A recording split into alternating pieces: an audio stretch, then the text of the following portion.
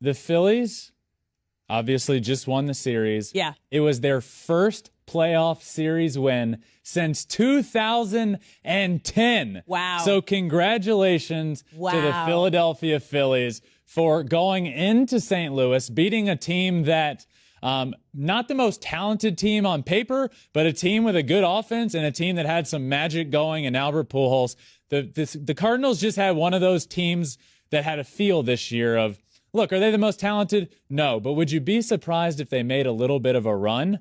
Also no, because of all the storylines they had going on there. But no. The Phillies, who squeak in, they limped into the playoffs, and they shut down the Cardinals. Aaron Nola and Zach Wheeler, Aaron Nola and Zach Wheeler are the most underrated pitching duo in the game of baseball. It has been unbelievable what they've done this year. Aaron Nola, who pitched Saturday night this year, became the first pitcher with 220 or more strikeouts and less than 30 walks. First pitcher since 1884.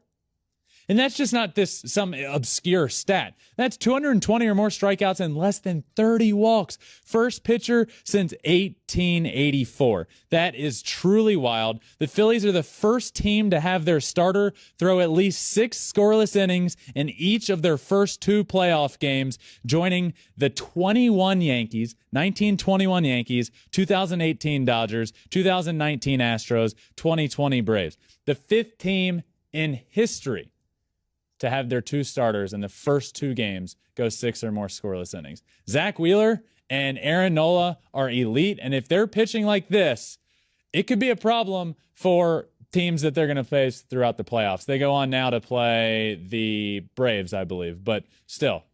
I got to hand it to the Phillies. Like, they came through. It wasn't until the 9th inning in Game 1 where they really got hot and turned things around and had that crazy comeback win after the Cardinals had that pinch hit home run. They came out for the curtain call in Game 1. Albert came over the railing. It was like, they're going to do it. This feels right. Yeah. And then Philly comes back in the 9th inning. I was like, no. Here we are. Took Game 1 and then just kept that rolling straight into Game 2. Bryce Harper coming out big with a big home run. They're stars. This is a thing in the postseason. Your good and top players need to be your best players. They need to play to the top of their game.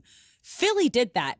Cardinals did not. Their 2 MVPs, Goldschmidt and Arenado, 1 for 15, 0 extra base hits, 6 strikeouts. Ooh, the quotes next to MVP. Tough. They did not show up. Their top guys, the Cards, did not show up. And you mentioned that you have to. Bryce Harper, who had not been great coming down the stretch by any means, 2nd inning, gets the scoring started, home run. We mentioned Game 1, home run, pinch hit, home run, and gives the team the lead. You head into the 9th, or you head into the 8th. You have the best one of the best closers in the game of baseball, Ryan Helsley, come in. We got to talk about this. He comes in the 8th. He goes back out for the 9th, and that's when all hell broke loose. Mm-hmm. All hell, Helsley, get it? I didn't even plan that, but it just came to my mind as well. But look, he was one of the better closers in the game of baseball, but he's coming off an injury very late in the year. Last week of the year, he's coming off an injury. Why are you asking of him a two-inning save when he hardly ever has done that this year? And he's coming off of an injury. You're pushing him too hard coming off an injury. Then he goes back out with a numb finger, can't find the strike zone, and that's just an absolute fiasco. From that point on, the second he comes out, he had lost all control. The Phillies end up piling it on and then end up coming out today, setting the tone early. They obviously didn't score very many runs because they won the game 2-0, but they got it started early, the momentum from yesterday, and the Cardinals just couldn't figure out how to hit. That's what they're supposed to do. They didn't have the pitching to get it done. Their question mark was the pitching. But you got Nolan Arenado, you got Paul Goldschmidt, and you got some other great pieces around them.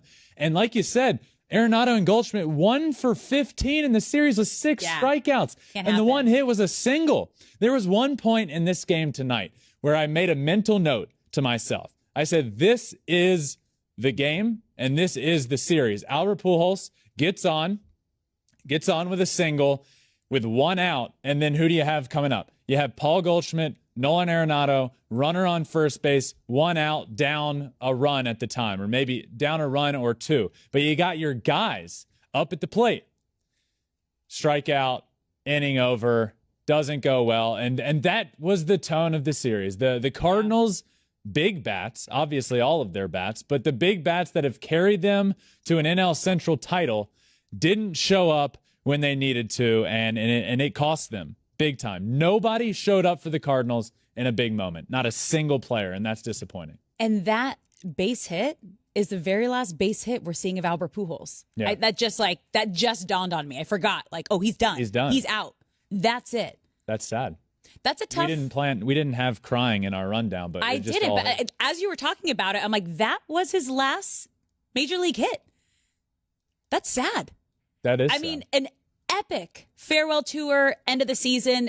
We were talking about for the last couple of weeks, this could be the team to fear because they had the it factor, they had the magic, they had these 2 potential MVPs. None of it came together in this wild card series. Yeah. So not one. You see it now in this video. If you're watching, Pujols gets that in the 8th, gets on base, gets taken out of the game. The crowd in St. Louis knew it. They knew it was his last moment on a baseball field, unless there was a comeback. Great ovation there, and they stuck around after the game, and I think they gave them a big ovation, as they should. But yeah, emotional. The machine is done at the hands of the Philadelphia Phillies. The Phillies are moving on. Thanks for watching. If you love Flippin Bats, swinging 3-0, or just talking ball, join us. Call us at 213-537-9339 with your questions. We have a weekly guest, and we have a lot of fun, so hit that subscribe button.